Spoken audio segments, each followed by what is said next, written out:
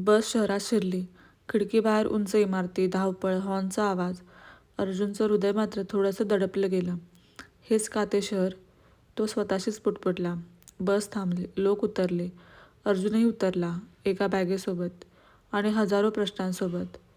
शहराचं कठोर वास्तव्य. पहिल्या दिवशीच त्याला जाणवलं, शहर कुणाची वाट पाहत नाही. 4 जणांसोबत एक छोटी खोली, ओलसर भिंती, रात्री झोपायला जागा कमी आणि स्वप्नांसाठी जागा आणखीनच कमी.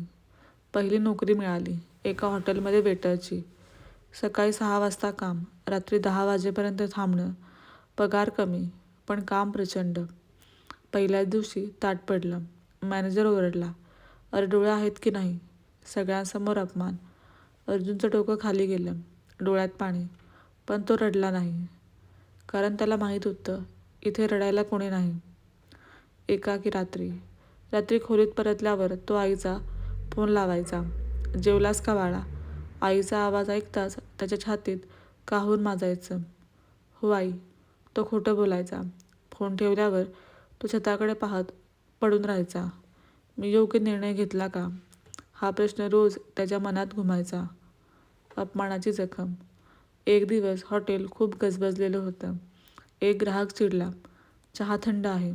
त्याने कप फेकला. मॅनेजर पुन्हा ओरडला, "ग्राहक देव असतो, समजलंस का?"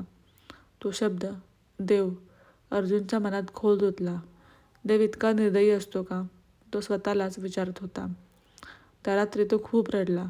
पहिल्यांदा शहरात तो पूर्णपणे तुटला. नवी सुरुवात. दुसऱ्या दिवशी सकाळी तो पुन्हा कामावर गेला. कारण त्याच्याकडे पर्याय नव्हता. कामानंतर तो कॉलेजच्या नोटीस बोर्डजवळ थांबला. प्रवेशाची माहिती वाचत राहिला.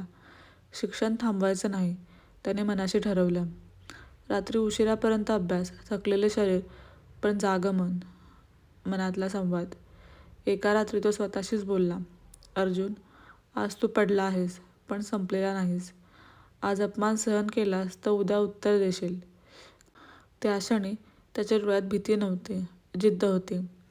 शहराने त्याला तोडण्याचा प्रयत्न केला होता, पण नकळत त्याला मजबूतही केलं होतं. कारण संघर्ष माणसाला संपवत नाही, तो माणसाला घडवतो.